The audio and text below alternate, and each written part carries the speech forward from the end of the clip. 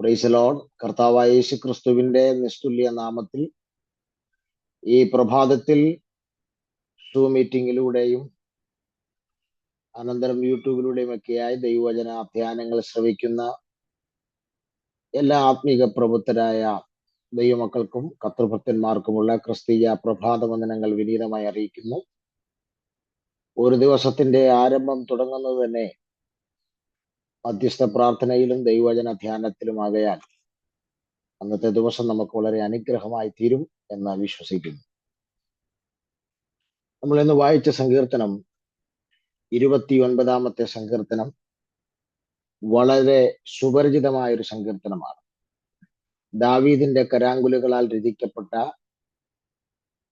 അനുഗ്രഹീതമായ ഒരു സങ്കീർത്തനമാണ്. ഈ സങ്കീർത്തനം എഴുതിയതിന്റെ പശ്ചാത്തലങ്ങളെ കുറിച്ച് ബൈബിൾ സ്കോളേഴ്സിന്റെ ഇടയിൽ വ്യത്യസ്തകരമായ അഭിപ്രായങ്ങൾ ഉണ്ടെങ്കിലും ഒരു പ്രധാനപ്പെട്ട അഭിപ്രായം, ദാവീദിന്റെ കാലത്ത് 3 വർഷം ആകാശം അടഞ്ഞു കിടന്നു, മഴയില്ലാതെ ക്ഷാമത്താൽ വലഞ്ഞ ഒരു സന്ദർഭമുണ്ടായി. അതിനുശേഷം ആ ദേശത്ത് ആകാശത്തിന്റെ കിളിവാതിലുകൾ തുറന്ന് മഴ പെയ്ത ഒരു സന്ദർഭം നമുക്ക് കാണാൻ കഴിയില്ല. ആ മഴ പെയ്ത സന്ദർഭത്തിൽ ദാവീദ് എഴുതിയ സങ്കീർത്തനമാണെന്നുള്ള ഒരു വിഭാഗം ബൈബിൾ സ്കോളേഴ്സിന്റെ അഭിപ്രായം നമുക്ക് മനസ്സിലാക്കാൻ കഴിയുന്ന ഈ സങ്കീർത്തനത്തിന്റെ രചനയുടെ പശ്ചാത്തലമാണ് നമ്മൾ ചിന്തിച്ചത്. സ്തോത്രം. നമുക്ക് ഈ സങ്കീർത്തനത്തെ ഒന്ന് വീക്ഷിച്ചു നോക്കിയാൽ യഹോവയുടെ ശബ്ദത്തെ പ്രകീർത്തിക്കുന്ന, അല്ലെങ്കിൽ ദൈവശബ്ദത്തിന്റെ മഹത്വത്തെ പ്രകീർത്തിക്കുന്ന മനോഹരമായ സങ്കീർത്തനം. ഇത്ര മനോഹരമായ ദൈവശബ്ദത്തിന്റെ മഹത്വത്തെ, അതിന്റെ ഭംഗിയെ വർണ്ണിക്കുന്ന ഒരു സങ്കീർത്തനം വേറെ ഉണ്ടോ എന്ന് എനിക്കറിയില്ല. സ്തോത്രം. ഈ സങ്കീർത്തനത്തെ പൊതുവെ യഹോവയുടെ 7 ശബ്ദങ്ങൾ എന്നാണ് വിശേഷിപ്പിക്കുന്നത്. കാരണം 7 പ്രാവശ്യം യഹോവയുടെ ശബ്ദമെന്ന് ഈ സങ്കീർത്തനത്തിൽ പറയുന്നുണ്ട്. സ്തോത്രം. നമ്മൾ ഈ സങ്കീർത്തനത്തെ കുറിച്ച് പഠിച്ചാൽ 29-ാം സങ്കീർത്തനത്തിന്റെ 3 മുതൽ 9 വരെയുള്ള വാക്യങ്ങളിലാണ് യഹോവയുടെ ശബ്ദം ചെയ്യുന്ന അത്ഭുതങ്ങളെ കുറിച്ച് രേഖപ്പെടുത്തിയിരിക്കുന്നത്. അതുകൊണ്ട് തന്നെ നമ്മൾ ഇന്ന് ഈ സങ്കീർത്തനത്തിൽ നിന്ന് നമ്മൾ ചിന്തിപ്പാൻ പോകുന്ന വിഷയം ദൈവശബ്ദത്തെ കുറിച്ച് തന്നെയാണ്, യഹോവയുടെ ശബ്ദത്തെ കുറിച്ച് തന്നെയാണ്. സ്തോത്രം. 29-ാം സങ്കീർത്തനത്തിന്റെ 5-ാം വാക്യം, 7-ാം വാക്യം, 8-ാം വാക്യം, 9-ാം വാക്യം, ഈ ഭാഗങ്ങളൊക്കെ നിങ്ങൾ പരിശോധിക്കുമ്പോൾ സ്തോത്രം, ഇതിൽ ദൈവശബ്ദത്തിന്റെ വ്യത്യസ്ത തലങ്ങളെ കുറിച്ച് നിങ്ങൾക്ക് കാണാൻ കഴിയുന്നുണ്ട്. ദൈവശബ്ദം എന്നത് ഉള്ളത് തന്നെയാണ് ഈ സങ്കീർത്തനത്തിന്റെ പ്രധാന പ്രമേയം. സ്തോത്രം. നമ്മൾ ഇന്ന് പാർക്കുന്നത് ശബ്ദമുഖരിതമായ ഒരു കാലഘട്ടത്തിലാണ് നമ്മൾ പാർക്കുന്നത്. സ്തോത്രം. നമ്മൾ എങ്ങോട്ടിറങ്ങിയാലും ശബ്ദങ്ങളാണ്. റോഡിലിറങ്ങിയാൽ വണ്ടിയുടെ ശബ്ദമാണ്, അത് എങ്ങോട്ടിറങ്ങിയാലും ശബ്ദങ്ങളാണ്. ശബ്ദമുഖരിതമായ ഒരു കാലഘട്ടത്തിലാണ് നാം പാർക്കുന്നത്. സ്തോത്രം. ഈ ശബ്ദമുഖരിതമായ കാലഘട്ടമായതുകൊണ്ട് തന്നെ കോർട്ടുകൾ പല ശബ്ദങ്ങളെയും ഒക്കെ നിയന്ത്രിക്കുന്നതായി കാണാൻ കഴിയുന്നുണ്ട്. സ്തോത്രം. എന്നാൽ ദൈവശബ്ദത്തെ കുറിച്ച് നമ്മൾ ചിന്തിക്കുമ്പോൾ സൃഷ്ടിയുടെ ആരംഭം മുതൽ ദൈവശബ്ദം തുടങ്ങിയതാണ്. സ്തോത്രം. സൃഷ്ടിയുടെ ആരംഭം മുതൽ തുടങ്ങിയ ദൈവശബ്ദം ഇന്നും തുടർന്നു കൊണ്ടിരിക്കുകയാണ്. ഇപ്പോഴും നിങ്ങൾ ഈ രാവിലെയും കേട്ടുകൊണ്ടിരിക്കുകയാണ്. സ്തോത്രം. നോക്കുക പ്രിയപ്പെട്ടവരെ, യഹോവയുടെ ശബ്ദത്തെ കുറിച്ച് ഈ സങ്കീർത്തനം നമ്മൾ ശ്രദ്ധിച്ചാൽ, യഹോവയുടെ ശബ്ദം അത് തകർക്കുന്ന ശബ്ദമാണ്. യഹോവയുടെ ശബ്ദം ചിഹ്നിക്കുന്ന ശബ്ദമാണ്. യഹോവയുടെ ശബ്ദം ചിലതിനെ നടുക്കുന്ന ശബ്ദമാണ്. യഹോവയുടെ ശബ്ദം പ്രസവിക്കുമാറാക്കുന്ന ശബ്ദമാണ്. യഹോവയുടെ ശബ്ദം ചിലതിന്റെ തോലുരിക്കുന്ന ശബ്ദമാണ്. ഇങ്ങനെ വ്യത്യസ്ത പ്രഭാവങ്ങളിൽ ദൈവശബ്ദത്തെ കുറിച്ച് കാണാൻ കഴിയും. സ്തോത്രം. സങ്കീർത്തനക്കാരൻ പറയുന്നു, പെരുവെള്ളത്തിന്റെ മീതെ യഹോവയുടെ ശബ്ദം മുഴങ്ങി, മറ്റൊരു സങ്കീർത്തനത്തിൽ എഴുതിയിട്ടുണ്ട്, പ്രാണന് മീതെ പെരുവെള്ളം കവിഞ്ഞു. സ്തോത്രം. യഹോവയുടെ പക്ഷത്തില്ലായിരുന്നെങ്കിൽ ഞാൻ അവസാനിക്കുമായിരുന്നു. അപ്പൊ ഒരു കാര്യം വ്യക്തമാണ്, പ്രാണന് മീതെ കവിഞ്ഞൊഴുകി വന്ന പെരുവെള്ളത്തിന്റെ മീതെ ദൈവശബ്ദം മുഴങ്ങിയപ്പോൾ പെരുവെള്ളം ഒതുങ്ങി. ഇന്ന് രാവിലെ സമയം നിന്റെ പ്രാണന് മീതെ കവിഞ്ഞു വരുന്ന ചില പെരുവെള്ളത്തെ ഒതുക്കാൻ യഹോവയുടെ ശബ്ദം പുറപ്പെടുകയാണ്. സ്തോത്രം. നിന്നെ ദഹിപ്പിക്കുമെന്ന് പറഞ്ഞു വന്ന അഗ്നിജ്വാലയെ ദൈവം ചിഹ്നിച്ചു കളയുകയാണ്. അതെ, ദൈവത്തിന്റെ ശബ്ദം ആ അഗ്നിജ്വാലയെ ചിഹ്നിച്ചു കളയുകയാണ്. നിന്റെ തോലുരിക്കുമെന്ന് പറഞ്ഞ ചിലതിന്റെ തോലിനെ യഹോവയുടെ ശബ്ദം ഉരിക്കുകയാണ്. നിന്നെ നടുക്കുമെന്ന് പറഞ്ഞു വന്ന ചിലതിനെ യഹോവയുടെ ശബ്ദം നടുക്കിക്കളയുകയാണ്. സ്തോത്രം. നോക്കുക, വ്യത്യസ്ത രീതികളിൽ യഹോവയുടെ ശബ്ദം ചലിക്കുന്നു. യഹോവയുടെ ശബ്ദം മുഴങ്ങിയാൽ വിടുതലുകളാണ്. ഈ രാവിലെ നിങ്ങളുടെ വീടിനകത്ത് യഹോവയുടെ ശബ്ദം ചലിക്കാൻ തുടങ്ങിയാൽ ഒരു മാന്ത്രികനും ആഭിചാരകനും തടയാൻ കഴിയാത്ത വിടുതലുകൾ നിങ്ങളുടെ കൂടാരത്തിൽ സംഭവിക്കാൻ തുടങ്ങും. അങ്ങനെയെങ്കിൽ അല്പനിമിഷങ്ങൾ പ്രാർത്ഥനയിൽ വചന കേൾവിയിൽ ഇരിക്കുമ്പോൾ അതരങ്ങൾ കൊണ്ടും ഹൃദയങ്ങൾ കൊണ്ടും പറഞ്ഞാട്ടെ, ദൈവമേ, ഇന്ന് രാവിലെ ഞങ്ങൾക്കായി അങ്ങയുടെ ശബ്ദം ഒന്ന് പുറപ്പെടണമേ എന്ന് പ്രാർത്ഥിക്കുവാൻ കഴിയുന്ന ദൈവമക്കളെ ഓർത്ത് കർത്താവിന് സ്തോത്രം ചെയ്യുകയാണ്. ശരിക്കും നമ്മൾ തിരുവെഴുത്ത് പഠിച്ചാൽ ദൈവശബ്ദം എന്ന് പറഞ്ഞാൽ ദൈവത്തിന്റെ വചനമാണ്. സ്തോത്രം. ദൈവം നമ്മോട് സംസാരിക്കുന്ന അവന്റെ ശബ്ദമാണ് ഈ 66 പുസ്തകങ്ങളിലൂടെ നാം കേൾക്കുന്നത്. സ്തോത്രം. അങ്ങനെയെങ്കിൽ ദൈവത്തിന്റെ ശബ്ദം ചെയ്യുന്ന ചില കാര്യങ്ങൾ നമുക്ക് തിരുവെഴുത്തിലൂടെ ഒന്ന് ശ്രദ്ധിച്ച് മടങ്ങി വരാം. ഒന്ന്, ദൈവത്തിന്റെ ശബ്ദം അത് സൃഷ്ടിക്കുന്ന ശബ്ദമാണ്. എബ്രായ ലേഖനം 11 അധ്യായത്തിന്റെ 3 വാക്യത്തിലേക്ക് നിങ്ങളുടെ ശ്രദ്ധയെ കൊണ്ടുവരുന്നു.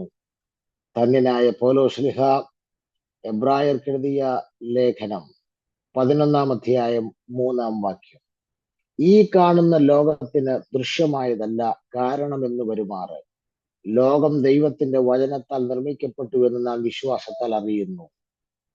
ഇവിടെ എഴുതിയിരിക്കുന്നു, ലോകം ദൈവത്തിന്റെ വചനത്താൽ നിർമ്മിക്കപ്പെട്ടു. ഞാൻ മുമ്പേ പറഞ്ഞല്ലോ, വചനമാണ് യഹോവയുടെ ശബ്ദം. സ്തോത്രം. അങ്ങനെയെങ്കിൽ യഹോവയുടെ ശബ്ദം ചെയ്യുന്ന ഒന്നാമത്തെ കാര്യം അത് സൃഷ്ടിക്കുന്ന ശബ്ദമാണ്. ഈ രാവിലെ നിങ്ങളുടെ വീടിനകത്ത് ഈ വചനം എന്ന സിംഹത്തിന്റെ കെട്ടഴിച്ചു വിടുകയാണ്. സ്തോത്രം. നിങ്ങളുടെ വീടിനകത്ത് ഇല്ലാത്ത ചിലതിനെ ഉളവാക്കി കൊണ്ടുവരാൻ, ചിലതിനെ ക്രിയേറ്റ് ചെയ്യാൻ, ചിലതിനെ സൃഷ്ടിക്കാൻ ഈ വചനം ഇന്ന് രാവിലെ നിങ്ങൾക്ക് വേണ്ടി ചലിക്കാൻ പോകുകയാണ്. കഴിഞ്ഞ ദിവസം ഞാൻ ഒരു ആളുടെ സാക്ഷ്യം കേട്ടു. സ്തോത്രം. ആ സാക്ഷ്യത്തിൽ പറയുന്നത് അദ്ദേഹത്തിന് ചെറിയ ചെസ്റ്റ് പെയിൻ ഉണ്ടായി. അദ്ദേഹത്തെ ഹോസ്പിറ്റലിൽ കൊണ്ടുവന്നപ്പോൾ അതേ ഡോക്ടർമാർ അത്ഭുതപ്പെട്ടു പോയി. കാരണം ഓൾറെഡി അദ്ദേഹത്തിന്റെ ഹാർട്ടിന്റെ ചില വെയിനുകൾ ബ്ലോക്ക് ആയിരിക്കുകയാണ്.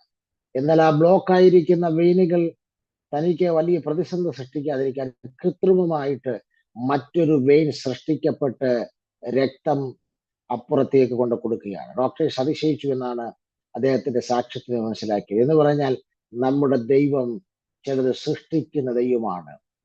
നിന്റെ ശരീരത്തിലെ ഓർഗൻസുകളാകട്ടെ, നിന്റെ വീടിനകത്തുള്ള ചില വിടുതലുകളാകട്ടെ, തലമുറയ്ക്കുള്ള ഭാവിയാകട്ടെ, ആരുടെയും ഭാവി നഷ്ടപ്പെട്ടെന്നോ സമയം കഴിഞ്ഞുപോയെന്നോ ഓർത്ത് ദുഃഖിക്കരുത്.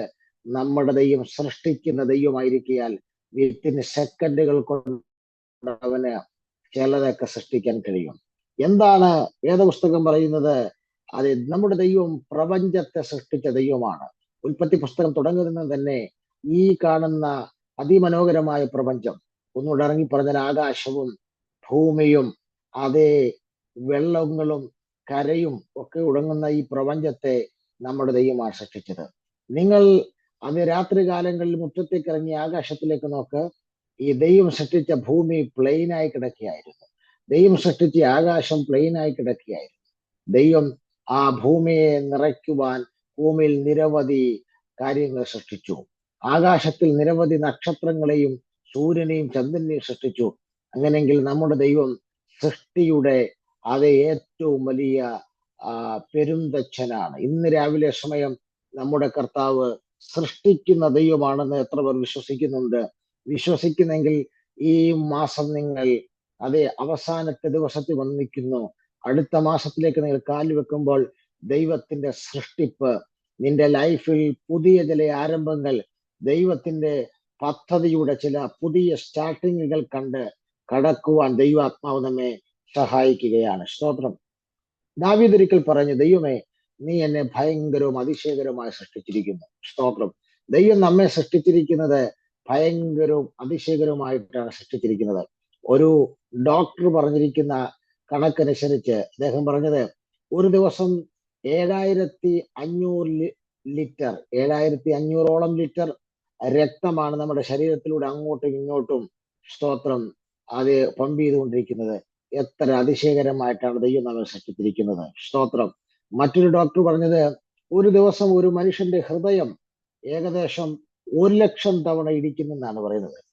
1,00,000 തവണ ഒരു മനുഷ്യന്റെ ഹൃദയം ഇടിക്കുമെന്ന്. ഒരു വേദ ചിന്തകൻ അതിനെക്കുറിച്ച് പറഞ്ഞത്, സ്തോത്രം, ഒരു പ്രാവശ്യം നമ്മുടെ ഹൃദയം ഒന്ന് ഇടിച്ചിട്ട് ഹൃദയം ദൈവത്തോട് ചോദിക്കുമെന്ന്, ഞാൻ വീണ്ടും ഇടിക്കണോ എന്ന് ചോദിക്കും. ദൈവം ഇടിച്ചോളാൻ അനുവാദം കൊടുക്കുമ്പോഴാണ് അത് വീണ്ടും ഇടിച്ചുകൊണ്ടേയിരിക്കുന്നത്. അനുവാദം കൊടുക്കാതിരിക്കുന്നതാണ് ശവപ്പറമ്പിലേക്ക് മാറ്റപ്പെടുന്നത്. അങ്ങനെങ്കിൽ ഇന്ന് രാവിലെ സമയം എത്ര കർത്താവിനെ ശ്രദ്ധിക്കണം. 1,00,000 തവണയൊക്കെ ഒരു ദിവസം നമ്മുടെ ഹൃദയം ഇടിക്കുന്നെങ്കിൽ ഓരോ തവണയും ആ ഹൃദയം ഇടിക്കാൻ അനുവാദം കൊടുത്ത നമ്മുടെ ദൈവത്തെ എങ്ങനെ സ്തുതിക്കാതിരിക്കാൻ കഴിയും? ഇന്ന് രാവിലെ വാ തുറന്ന ദൈവമക്കൾ വിളിച്ചു പറ, ഞാൻ സേവിക്കുന്ന ദൈവം ഹീസ് എ ക്രിയേറ്റർ. അവൻ സൃഷ്ടിക്കുന്ന ദൈവമാണ്. അതെ, ഇന്ന് രാവിലെ സൃഷ്ടിക്കുവാൻ മാത്രമല്ല, പുനർസൃഷ്ടിക്കുവാനും അവന് കഴിയും. റീക്രിയേറ്റ് ചെയ്യാൻ അവന് കഴിയും. എവിടെങ്കിലും നിങ്ങൾ തകർന്നു പോയെങ്കിൽ, എവിടെയെങ്കിലും നിങ്ങൾ ഉടാത്രം പോലായെങ്കിൽ, നിങ്ങൾ വിഷമിക്കേണ്ട. ഉടഞ്ഞ നിങ്ങളുടെ കുടുംബത്തെ, ഉടഞ്ഞുപോയ നിങ്ങളുടെ തലമുറയെ, ഉടഞ്ഞുപോയ നിങ്ങളുടെ ഫ്യൂച്ചറിനെ റീക്രിയേറ്റ് ചെയ്യാൻ അവൻ കഴിയും. കാരണം അവൻ ഓൾമൈറ്റി ആയ ക്രിയേറ്ററാണ്. നമുക്ക് അതുകൊണ്ട് ഇന്ന് രാവിലെ വിശ്വസിക്കാം, ദൈവത്തിന്റെ ശബ്ദം അത് സൃഷ്ടിക്കുന്ന ശബ്ദമാണ്. ഇന്ന് രാവിലെ ഒരു ശബ്ദം എന്ത് ഉളവാകട്ടെ എന്നുള്ള ആ ശബ്ദം, അതേ ശൂന്യതയിലേക്ക് ഇല്ലാത്തതിനെ ഉള്ളതുപോലെ വിളിച്ചു വരുത്താൻ കഴിഞ്ഞ ആ ഉൽപ്പത്തിയുടെ ആരംഭത്തിങ്കൽ ചലിച്ച ആ ശബ്ദം ഇന്ന് രാവിലെ നിങ്ങൾ ചിലർക്ക് വേണ്ടി ചലിക്കുന്നു. ചിലത് സൃഷ്ടിക്കാൻ ആ ശബ്ദം പുറപ്പെടുന്നുണ്ട്. ആകയാൽ നമുക്ക് ഇന്ന് രാവിലെ ആ ശബ്ദത്തിന്റെ മുന്നിൽ സമർപ്പിച്ചു കൊടുക്കാം. രണ്ടാമത് നമ്മൾ കാണുന്നത് ദൈവശബ്ദത്തിന്റെ രണ്ടാമത്തെ പ്രത്യേകത, അത് കുറ്റബോധം നൽകുന്ന ശബ്ദമാണ്. കുറ്റബോധം നൽകുന്ന ശബ്ദമാണ്. ഉൽപ്പത്തി പുസ്തകം 3-ാം അധ്യായത്തിന്റെ 8-9 വാക്യങ്ങളിലേക്ക് നമ്മൾ വരുമ്പോൾ, ഉൽപ്പത്തി പുസ്തകം 3-ാം അധ്യായത്തിന്റെ 8-9 വാക്യങ്ങൾ, സ്തോത്രം. അവിടെ വെയിലാറിയപ്പോൾ യഹോവയായ ദൈവം തോട്ടത്തിൽ നടക്കുന്ന ഒച്ച അവർ കേട്ടു. മനുഷ്യനും ഭാര്യയും യഹോവയായ ദൈവം തങ്ങളെ കാണാതിരിപ്പാൻ തോട്ടത്തിലെ വൃക്ഷങ്ങളുടെ ഇടയിൽ ഒളിച്ചു. യഹോവയായ ദൈവം മനുഷ്യനെ വിളിച്ചു, നീ എവിടെ എന്ന് ചോദിച്ചു. നമുക്ക് ഇതിന്റെ പശ്ചാത്തലം അറിയാം. ദൈവം ഭൂമിയിൽ സൃഷ്ടിച്ച ആദ്യത്തെ മനുഷ്യരായ ആദമും ഹവ്വയും, അവരെ പോലെ ദൈവത്തിന്റെ സാന്നിധ്യം അനുഭവിച്ചൊരു കുടുംബം ഉണ്ടായിരിക്കും എനിക്ക് തോന്നുന്നില്ല. കാരണം എന്താണ്, തനി തേജസ്സിലാണ് വർദ്ധിക്കുന്നത്. വെയിലാറുമ്പോൾ തന്റെ മകനായ ആദമിനെയും മരുമകളായ ഹവ്വയും കാണാൻ ദൈവം ഇറങ്ങി വരുന്നു. എത്ര നല്ല ഫെലോഷിപ്പ്! എന്നാൽ പാപം അവരുടെ ഇടയിൽ പ്രവേശിച്ചു. അവർ നഗ്നരായി, തേജസ് നഷ്ടപ്പെട്ടു. ഇപ്പോൾ അവർ സന്ധ്യാസമയമായി വെയിലാറിയപ്പോൾ ഒരു ശബ്ദം കേട്ടു. ദൈവം നടക്കുന്ന കാൽപ്പെരുമാറ്റത്തിന്റെ ശബ്ദം കേട്ടു. ഇന്നലകളിൽ ദൈവത്തിന്റെ കാൽപ്പെരുമാറ്റത്തിന്റെ ശബ്ദം കേൾക്കാൻ കൊതിച്ച ഈ കുടുംബം ഇന്ന് ഈ കാൽപ്പെരുമാറ്റത്തിന്റെ ശബ്ദം കേട്ട് ഭയപ്പെടുകയാണ്. കാരണം അവർ നഗ്നരായിപ്പോയി. ദൈവം ചോദിക്കണം, ആദമേ നീ എവിടെ? ഇന്നലകളിൽ തന്റെ കാലിന്റെ പെരുമാറ്റത്തിന്റെ ശബ്ദം കേൾക്കുമ്പോൾ ഓടി വന്നിരുന്നവരെ ഇന്ന് കാണുവാനില്ല. ദൈവം ചോദിക്കുകയാണ്, ആദമേ നീ എവിടെ? പഴയ നിയമം ആരംഭിക്കുന്നത് മനുഷ്യനെ തേടുന്ന ദൈവമാണ്. പുതിയ നിയമം ആരംഭിക്കുന്നത് ദൈവത്തെ തേടുന്ന മനുഷ്യനാണ്. യഹൂദന്മാരുടെ രാജാവായി പിറന്നവൻ എവിടെ? സ്തോത്രം. ദൈവത്തെ തേടുന്ന മനുഷ്യനെയാണ് പുതിയ നിയമം കാണിക്കുന്നെങ്കിൽ ഞാനിതിനെ രണ്ടും കൂടെ ഒന്ന് ഒന്നിപ്പിക്കാം. ഉൽപ്പത്തി പുസ്തകം മനുഷ്യനെ തേടുന്ന ദൈവം, മത്തായി സുവിശേഷം അതേ ദൈവത്തെ തേടുന്ന മനുഷ്യൻ. അങ്ങനെയെങ്കിൽ ഒരു കാര്യം വളരെ വ്യക്തമാണ്, സ്തോത്രം, മനുഷ്യനെ തേടുന്ന ദൈവത്തെയും ദൈവത്തെ തേടുന്ന മനുഷ്യനെയും തമ്മിൽ ഒരുമിപ്പിച്ച സ്ഥലമാണ് കാൽവറിയുടെ പുലക്കളം. സ്തോത്രം. ഇന്ന് രാവിലെ സമയം ദൈവാത്മാവ് പറയുന്നു, എന്താണ് ഇപ്പോൾ സംഭവിച്ചത്? ഇന്നലകളിൽ കർത്താവിന്റെ കാൽപെരുമാറ്റത്തിന്റെ ശബ്ദം കേൾക്കുമ്പോൾ ഉത്സാഹത്തോടെ ഓടി വന്നവർക്ക് ഇന്ന് ഹൃദയത്തിന്റെ അന്തർഭാഗത്ത് കുറ്റബോധമുണ്ടാകുകയാണ്. അവർ ചെയ്ത പാപത്തെക്കുറിച്ചുള്ള ബോധ്യമുണ്ടായി. അവരുടെ നഗ്നത അവരെ വല്ലാതെ അസ്വസ്ഥരാക്കി. ഇന്ന് രാവിലെ ദൈവത്തിന്റെ പരിശുദ്ധാത്മാവ് പറയുന്നു, നീ കേൾക്കുന്ന ദൈവത്തിന്റെ വചനം നിന്റെ ഉള്ളിൽ കുറ്റബോധം ഉണ്ടാക്കുന്ന വചനമാണ്, പശ്ചാത്താപം ഉണ്ടാക്കുന്ന വചനമാണ്, ദൈവത്തിങ്കിലേക്ക് മടക്കിക്കൊണ്ടുവരുന്ന വചനമാണ്. സ്തോത്രം. ഞാന് വളരെ സങ്കടത്തോടെ പറയട്ടെ, കഴിഞ്ഞ ദിവസം ഒരാൾ പറഞ്ഞ ഒരു സ്റ്റേറ്റ്മെന്റ്, ഇന്ന പാസ്റ്ററുടെ പ്രസംഗം കേട്ട് ഞങ്ങൾ ചിരിച്ചു മണ്ണ് തപ്പി എന്നാണ് അദ്ദേഹം പറഞ്ഞത്. ഞാൻ മനസ്സിലാക്കുന്നത് ഈ ജീവനുള്ള ദൈവത്തിന്റെ വചനം വായിക്കുമ്പോൾ ചിരിച്ചു മണ്ണ് തപ്പ് അല്ല ചെയ്യുന്നത്. അതെന്തൊരു പ്രസംഗമാണെന്ന് ഞാൻ ചിന്തിച്ചു. നമ്മുടെ പിതാക്കന്മാരുടെ കാലം മുതൽ ഈ പുസ്തകം പ്രസംഗിക്കുന്ന സ്ഥലത്തും ഇത് കേൾക്കുന്ന സ്ഥലത്തും വായിക്കുന്നിടത്തും ഇത് വായിച്ചു കഴിയുമ്പോൾ പശ്ചാത്താപത്തോടെയും കണ്ണുനീരോടെയും നിലവിളിയോടും കൂടെയാണ് ആ പ്രസംഗം കേട്ട് നമുക്ക് എഴുന്നേക്കാൻ കഴിയും, വചനം വായിച്ചെഴുന്നേക്കാൻ കഴിയും. കാരണം ദൈവത്തിങ്കിലേക്ക് ഒരു പടി കൂടെ നമ്മെ അടുപ്പിക്കുന്ന വചനം കണ്ണാടിയാണ്. നമ്മുടെ ശരീരത്തിലെയും ആത്മാവിലെയും പല അഴുക്കുകളെയും ചൂണ്ടിക്കാണിക്കുന്ന, നമ്മെ കുറ്റബോധത്തിലേക്കും പശ്ചാത്താപത്തിലേക്കും നയിക്കുന്നതാണ് ദൈവത്തിന്റെ വചനമെന്ന ദൈവത്തിന്റെ ശബ്ദമെങ്കിൽ ഇന്ന് രാവിലെ സമയം കുറ്റബോധം നൽകുന്ന ശബ്ദമാണ് ദൈവത്തിന്റെ വചനം. സ്തോത്രം. 3, ദൈവ ശബ്ദത്തിന്റെ മൂന്നാമത്തെ പ്രത്യേകത. ദൈവ ശബ്ദത്തിന്റെ മൂന്നാമത്തെ പ്രത്യേകത. അപ്പോസ്തലപ്രവൃത്തിയുടെ പുസ്തകം 9-ാം അധ്യായത്തിലേക്ക് വരുമ്പോൾ 4-5 വാക്യങ്ങളിൽ ഈ ദൈവശബ്ദത്തിന്റെ മൂന്നാമത്തെ പ്രത്യേകത കാണാൻ കഴിയുന്നു. അപ്പോസ്തലപ്രവൃത്തിയുടെ പുസ്തകം 9-ാം അധ്യായം, അതെ, 4-5 വാക്യങ്ങൾ. അവൻ നിലത്തു വീണു, ശൗലേ ശൗലേ, നീ എന്നെ ഉപദ്രവിക്കുന്ന എന്ത് എന്ന് തന്നോട് പറയുന്നൊരു ശബ്ദം കേട്ടു. നീ ആരാകുന്നു കർത്താവേ എന്ന് അവൻ ചോദിച്ചതിന്, നീ ഉപദ്രവിക്കുന്ന യേശു ആകുന്നു എന്ന് പറഞ്ഞു. നമുക്കറിയാം, 1, ദൈവത്തിന്റെ ശബ്ദം സൃഷ്ടിക്കുന്ന ശബ്ദമാണ്. 2, ദൈവത്തിന്റെ ശബ്ദം കുറ്റബോധം നൽകുന്ന ശബ്ദമാണ്. 3, ദൈവത്തിന്റെ ശബ്ദം മാനസാന്തരം നൽകുന്ന ശബ്ദമാണ്. സ്തോത്രം. എന്താ പ്രിയരെ ഇവിടെ പറയുന്നത്? അപ്പോസ്തലപ്രവൃത്തിയുടെ ആരംഭ 8 അധ്യായങ്ങൾ ശ്രദ്ധിച്ചാൽ ക്രൈസ്തവ സഭയെ മുച്ചോട് മുടിച്ചു കളയാൻ മഹാപുരോഹിതന്റെ അധികാരപത്രവുമായി നാട് ചുറ്റുന്ന ഒരു ശൗലിനെ കാണാൻ കഴിയുന്നുണ്ട്. ഒരു യഹൂദ മതഭ്രാന്തനായൊരു മനുഷ്യൻ. സ്തോത്രം. പക്ഷേ അദ്ദേഹം സഭയെ ഉപദ്രവിക്കുന്നത് അതിന്റെ ഏറ്റവും ഹൈഹസ്റ്റ് ലെവലിൽ വന്നപ്പോൾ എന്താ സംഭവിച്ചത്? ദമസ്കോസിന്റെ പടിവാതിക്കൽ വെച്ച് അതെ ദൈവത്തിന്റെ ശബ്ദം അവനെ പിടിക്കുകയാണ്. എന്ന് പറഞ്ഞാൽ സൂര്യനെ വെല്ലുന്ന ഒരു വെളിച്ചം ആകാശത്തു നിന്ന് അവന്റെ മേൽ വന്ന് വീണു. ആ വെളിച്ചത്തിന്റെ സ്പർശനമേറ്റവൻ നിലത്തു വീഴുകയാണ്. സ്തോത്രം. അവിടെ വെച്ച് നിലത്തു വീണപ്പോൾ അവൻ ചോദിക്കുകയാണ്, നീ ആരാകുന്നു? ശൗല് ചോദിക്കുകയാണ്, നീ ആരാകുന്നു?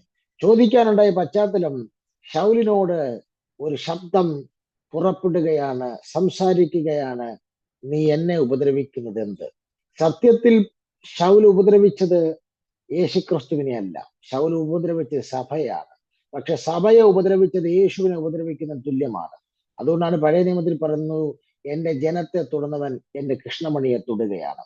ഇന്ന് രാവിലെ നിന്നെ ഒരാൾ തൊട്ടാൽ തൊടുന്നത് നിന്നെയല്ല, നീ നിൽക്കുന്ന യേശു ക്രിസ്തുവിന്റെ ശരീരത്തെയാണ് തൊടുന്നത്. അങ്ങനെങ്കിൽ അത് ഒരു സന്ദർശനമോ നിശ്ചയമായി ഉണ്ടാകും. നോക്ക, ഇവിടെ ശൗൽ കേൾക്കുന്ന ശബ്ദം യേശു ക്രിസ്തുവിന്റെ ശബ്ദമാണ്.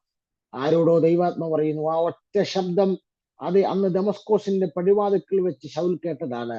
ആ ശൗലിനെ ലോകത്തിലെ ഏറ്റവും വലിയ മിഷണറിയായ പൗലോസ് ആക്കി തീർത്തതെങ്കിൽ ഏതു മഹാ ഉപദ്രവിയെയും ഏതു മഹാപാപിയെയും മാനസാന്തരപ്പെടുത്തി പൗലോസ് ആക്കി തീർക്കാൻ ഈ ദൈവശബ്ദത്തിന് കഴിയും. ആകയാൽ ഇന്ന് രാവിലെ ഇത് സാധാരണ ശബ്ദമല്ല, ഇത് മാനസാന്തരം നൽകിത്തരുന്ന ശബ്ദമാണ്. സ്തോത്രം. നിങ്ങളുടെ വീട്ടിലാകട്ടെ, നിങ്ങളുടെ ചുറ്റുപാടാകട്ടെ, ആരെങ്കിലുമൊക്കെ മാനസാന്തരപ്പെടാൻ കഴിയാതിരിക്കുന്നെങ്കിൽ ഇന്ന് രാവിലെ നിങ്ങൾ ദൈവശബ്ദത്തിന് വേണ്ടി പ്രാർത്ഥിക്കുക. ആ ദൈവശബ്ദം അവരുടെ മേൽ മാനസാന്തരം നൽകുന്ന ശബ്ദമായി ചലിക്കാൻ പോവുകയാണ്. സ്തോത്രം. ഈ ദൈവശബ്ദത്തിനകത്ത് ദൈവത്തിന്റെ സ്നേഹമാണ് അടങ്ങിയിരിക്കുന്നത്. ഒരു പാപി നഷ്ടപ്പെട്ടു പോകാതെ ആ പാപിയെ മാനസാന്തരത്തിലേക്ക് നയിക്കുന്നത് ദൈവശബ്ദത്തിൽ അടങ്ങിയിരിക്കുന്ന സ്നേഹമാണ്. അങ്ങനെയെങ്കിൽ ഇന്ന് രാവിലെ സമയം ഇത് സാധാരണ ശബ്ദമല്ല, മാനസാന്തരം നൽകുന്ന ശബ്ദമാണ്. ദൈവശബ്ദത്തിന്റെ നാലാമത്തെ പ്രത്യേകത, സ്തോത്രം, യോഹന്നാന്റെ സുവിശേഷം 5-ാം അധ്യായം 28-29 വാക്യങ്ങൾ. സ്തോത്രം, ശ്രദ്ധയോടെ നിങ്ങൾ ആ വാക്യങ്ങൾ ശ്രദ്ധിക്കുക. യോഹന്നാൻ 5-ാം അധ്യായം 28-29 വാക്യങ്ങൾ. സ്തോത്രം, അവിടെ എഴുതിയിരിക്കുന്നത്, ഇതിങ്കൽ ആശ്ചര്യപ്പെടരുത്, കല്ലറകളിൽ ഉള്ളവർ എല്ലാവരും അവന്റെ ശബ്ദം കേട്ട്, നന്മ ചെയ്യുന്നവർ ജീവനായും തിന്മ ചെയ്തവർ ന്യായവിധിക്കായും പുനരുത്ഥാനം ചെയ്യുവാനുള്ള നാഴിക വരുന്നു. സ്തോത്രം. നോക്കുക പ്രിയപ്പെട്ടവർ, ഇവിടെ രണ്ടു കൂട്ടം ആളുകളെ കുറിച്ച് പറയുന്നുണ്ട്. സ്തോത്രം. രണ്ടു കൂട്ടം ആളുകൾ ദൈവത്തിന്റെ ശബ്ദം കേൾക്കുമെന്ന് പറയുന്നു. ഒന്ന് നന്മ ചെയ്തവർ, അതായത് രക്ഷിക്കപ്പെട്ടവർ. രണ്ട് തിന്മ ചെയ്തവർ, രക്ഷിക്കപ്പെടാത്തവർ. സ്തോത്രം. നന്മ ചെയ്തവർ, തിന്മ ചെയ്തവർ, രണ്ടു കൂട്ടരും ദൈവത്തിന്റെ ശബ്ദം കേൾക്കും. സ്തോത്രം. എന്തിനാ അവർ കേൾക്കുന്നതെന്നറിയാമോ? പുനരുത്ഥാനം സംഭവിക്കേണ്ടതിന്, എന്ന് പറഞ്ഞാൽ ഒരു ഉയർത്തെഴുന്നേൽപ്പിന് വേണ്ടിയാണ് ദൈവത്തിന്റെ ശബ്ദം കേൾക്കുന്നത്. അപ്പോൾ ദൈവത്തിന്റെ ശബ്ദത്തിന്റെ അതേ നാലാമത്തെ പ്രത്യേകത, ഇത് ഉയർപ്പിക്കുന്ന ശബ്ദമാണ്. സ്തോത്രം. ഇന്ന് രാവിലെ ഈ വചനം കേട്ടുകൊണ്ടിരിക്കുമ്പോൾ, സ്തോത്രം, ചലനമില്ലാതെ കിടക്കുന്ന നിന്റെ വിഷയങ്ങൾ, സ്റ്റക്കായി കിടക്കുന്ന നിന്റെ വിഷയങ്ങൾ, മുൻപോട്ട് യാതൊരു വിധമായ മൂവിങ് ഇല്ലാതെ കിടക്കുന്ന നിന്റെ വിഷയങ്ങളെ സഡൻലി സടകുടഞ്ഞെഴുന്നേൽക്കത്തക്ക രീതിയിൽ ഉയർപ്പിച്ചെടുക്കാൻ, സ്തോത്രം, അസാധാരണ ചലനത്തോടുകൂടി എഴുന്നേൽപ്പിക്കാൻ ഇന്ന് രാവിലെ ഉയർപ്പിക്കുന്ന ദൈവത്തിന്റെ ശബ്ദം പുറപ്പെടുകയാണ്. എത്ര പേർ വിശ്വസിക്കുന്നുണ്ട്? നിങ്ങളുടെ വീടിനകത്ത് ചിലതിനെ പുനരുത്ഥാനം ചെയ്യിപ്പിക്കുന്ന, ഉയർപ്പിച്ചെടുക്കുന്ന ദൈവ ശബ്ദം ചലിക്കുകയാണ്. സ്തോത്രം. ഇവിടെ രണ്ടു കൂട്ടം ആളുകൾക്കും പുനരുത്ഥാനമുണ്ട്. സ്തോത്രം. നന്മ ചെയ്തവർക്കുമുണ്ട്, തിന്മ ചെയ്തവർക്കുമുണ്ട്. നന്മ ചെയ്തവർ ജീവനായിട്ടാണ് പുനരുത്ഥാനം ചെയ്യുന്നത്, ഉയർക്കുന്നത്. തിന്മ ചെയ്തവർ ന്യായവിധിക്ക് വേണ്ടിയാണ് അത് ഉയർക്കുന്നത്. സ്തോത്രം. ഇതെപ്പോഴാണ് സംഭവിക്കുന്നത്? നമ്മുടെ കർത്താവായ യേശു ക്രിസ്തുവിന്റെ മേഘപ്രത്യക്ഷതയിൽ. 1 തെസ്സലോനിക്ക ലേഖനം 4-ാം അധ്യായം 16-ാം വാക്യത്തിൽ നാം കാണുന്നുണ്ട് കർത്താവായ യേശു ക്രിസ്തുവിന്റെ മേഘപ്രത്യക്ഷതയെ കുറിച്ച്. എന്താണ്? കർത്താവ് തൻ ഗംഭീരനാദത്തോടും പ്രധാന ദൂതന്റെ ശബ്ദത്തോടും ദൈവത്തിന്റെ കാഹളത്തോടും കൂടെ കർത്താവ് മേഘങ്ങളിലേക്ക് വരുമ്പോൾ മുൻപേ ക്രിസ്തുവിൽ മരിച്ചവർ ആദ്യം ഉയർത്തെഴുന്നേൽക്കും. പിന്നെ ജീവനോട് ശേഷിക്കുന്ന നാമും അവൻ എതിരേൽപ്പുവാൻ മേഘങ്ങളിൽ എടുക്കപ്പെടുകയാണ്. അങ്ങനെയെങ്കിൽ സ്തോത്രം, ഈ രാവിലെ സമയം ഈ ദൈവത്തിന്റെ വചനം നിങ്ങൾ കേട്ടുകൊണ്ടിരിക്കുമ്പോൾ, നിങ്ങളുടെ തലമുറകൾക്ക് വേണ്ടി, നിങ്ങളുടെ കുടുംബത്തിന് വേണ്ടി, നിനക്ക് കയറി ചെല്ലാൻ കഴിയാത്ത പല സ്ഥലങ്ങളിലും ദൈവ ശബ്ദം നിനക്ക് വേണ്ടി പുറപ്പെടുന്നു. അതെ, ഒരു വിടുതലില്ലല്ലോ, ഒരു മാറ്റമില്ലല്ലോ, ഇത്രയും പ്രാർത്ഥിച്ചിട്ടും ഒന്നും മാറുന്നില്ലല്ലോ, സ്റ്റക്കായി കിടക്കുകയാണല്ലോ, ഇതിൽ കൂടുതൽ എങ്ങനെ ഉപവസിക്കും, ഇതിൽ കൂടുതൽ എങ്ങനെ പ്രാർത്ഥിക്കും, അതെ എന്ന് പറഞ്ഞ പല ആളുകളും, അയ്യോ എത്ര വാക്തത്വങ്ങൾ ഉണ്ട്, നിവർത്തിക്കപ്പെടുന്നില്ലല്ലോ എന്ന് ആ ദീർഘനിശ്വാസം വിടുന്ന ചിലരോട് പരിശുദ്ധാത്മാവ് വ്യക്തമായി പറയുന്നു, ഇന്ന് രാവിലെ ചിലതിനെ ചലിപ്പിക്കാൻ, ഇന്ന് രാവിലെ ചിലതിനെ മൂവ് ചെയ്യിപ്പിക്കാൻ, ചിലതിനെ ഉയർപ്പിച്ചെടുക്കാൻ ദൈവത്തിന്റെ ശബ്ദം നിങ്ങൾക്കായി പുറപ്പെടുന്നു. ഇന്ന് രാവിലെ ആ ദൈവ ശബ്ദത്തിന് അതേ മഹത്വം കൊടുക്കുവാൻ എത്ര പേർ തയ്യാറാകുന്നുണ്ട്? സ്തോത്രം. ദൈവശബ്ദത്തിന്റെ 5-ാമത്തെ പ്രത്യേകത, സ്തോത്രം, 95-ാം സങ്കീർത്തനത്തിലേക്ക് നമ്മൾ വരുമ്പോൾ ദൈവശബ്ദത്തിന്റെ വെളിപ്പാട് പുസ്തകം 3-ാം അധ്യായത്തിന്റെ 20-ാം വാക്യം. വെളിപ്പാട് പുസ്തകം 3-ാം അധ്യായത്തിന്റെ 20-ാമത്തെ വാക്യം, ദൈവശബ്ദത്തിന്റെ 5-ാമത്തെ പ്രത്യേകത. സ്തോത്രം. ഞാൻ വാതിൽക്കൽ നിന്ന് മുട്ടുന്നു, ആരെങ്കിലും എന്റെ ശബ്ദം കേട്ട് വാതിൽ തുറന്നാൽ ഞാൻ അവന്റെ അടുക്കൽ വന്ന് അവനോടും അവൻ എന്നോടും കൂടെ അത്താഴം കഴിക്കും. ലവോദിക്ക സഭയുമായി ബന്ധപ്പെട്ടാണ് ഇവിടെ പറയുന്നത്. സ്തോത്രം. ലവോദിക്ക സഭയുടെ വാതിൽക്കൽ നിന്ന് കർത്താവ് മുട്ടുകയാണ്. കർത്താവ് ആ സഭയെ വിളിക്കുകയാണ്. അവന്റെ ശബ്ദം കേട്ട് ആരെങ്കിലും വാതിൽ തുറന്നാൽ കർത്താവുമായിട്ട് അത്താഴം കഴിക്കാനുള്ള ഭാഗ്യമാണ്. എഫെസോസ് മുതൽ ലവോദിക്ക വരെയുള്ള 7 സഭകളോട് വെളിപ്പാട് പുസ്തകം 2-3 അധ്യായങ്ങളിൽ യോഹന്നാൻ ദൂത് കൈമാറുമ്പോൾ, ബാക്കിയുള്ള എല്ലാ സഭകളും 6 സഭകളും നമ്മൾ പരിശോധിച്ചാൽ സഭകളുടെ അകത്താണ് കർത്താവ്. വെളിപ്പാട് പുസ്തകം 1-ലും പറയുന്ന അവൻ സഭകളുടെ നടുവിൽ കൂടെ ഉലാത്തുന്നതാണ്. പക്ഷെ ലവോദിക്ക സഭയുടെ വെളിയിലാണ് കർത്താവ്. പലരും അറിഞ്ഞിട്ടില്ല കർത്താവ് വെളിയിൽ പോയ കാര്യം. സ്തോത്രം. കർത്താവ് മുട്ടിക്കൊണ്ട് നിൽക്കുക. അവന്റെ ശബ്ദം കേട്ട് വാതിൽ തുറക്കുന്നവന് കർത്താവുമായിട്ട് ഡിന്നർ കഴിക്കാൻ കഴിയും. സ്തോത്രം. ഇന്ന് രാവിലെ സമയം ദൈവാത്മാവിനോട് പറയുന്നു, നിന്നെ കർത്താവ് വിളിക്കുകയാണ്. അതെ, കർത്താവിന്റെ ശബ്ദം സൃഷ്ടിക്കുന്ന ശബ്ദം മാത്രമല്ല, കർത്താവിന്റെ ശബ്ദം, സ്തോത്രം, മാനസാന്തരം വരുത്തുന്ന ശബ്ദം മാത്രമല്ല, കർത്താവിന്റെ ശബ്ദം കുറ്റബോധം നൽകുന്ന ശബ്ദം മാത്രമല്ല, കർത്താവിന്റെ ശബ്ദം ഉയർപ്പിക്കുന്ന ശബ്ദം മാത്രമല്ല, അവന്റെ ശബ്ദം നിന്നെ വിളിക്കുന്ന ശബ്ദം കൂടെയാണ്. നീ വാതിൽ തുറക്ക്, എനിക്ക് നീയുമായി ഒരു ഡിന്നർ ആവശ്യമുണ്ട്. പക്ഷെ വാതിൽ തുറന്നാൽ, സ്തോത്രം, നിന്നോടുകൂടെ അത്താഴം കഴിക്കാൻ കർത്താവ് ആഗ്രഹിക്കുന്നു.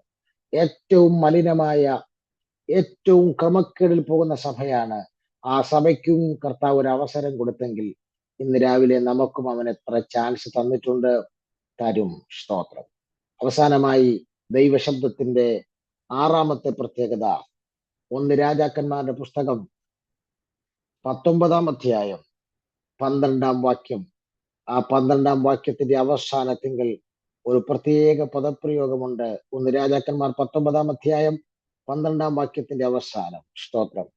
ഭൂകമ്പത്തിന് ശേഷം ഒരു തീ, തീയിലും യഹോവയില്ലായിരുന്നു. തീയുടെ ശേഷം സാവധാനത്തിൽ ഒരു മൃദു സ്വരമുണ്ടായി. എന്താണ് ഈ ദൈവശബ്ദത്തിന്റെ 6ാമത്തെ പ്രത്യേകത? ഇത് മൃദുവായി നിന്നോട് സംസാരിക്കുന്ന ശബ്ദമാണ്. ചിലരുടെയൊക്കെ വിചാരം ദൈവശബ്ദം എന്ന് കേൾക്കുമ്പോൾ ഭയങ്കര ബഹളങ്ങളാണ്. കർത്താവ് പല രീതിയിൽ ഇടപെടും. ഇവിടെ ഹോരേബ് പർവ്വതത്തിൽ നിൽക്കുകയാണ് ഏലിയാവ്. സ്തോത്രം.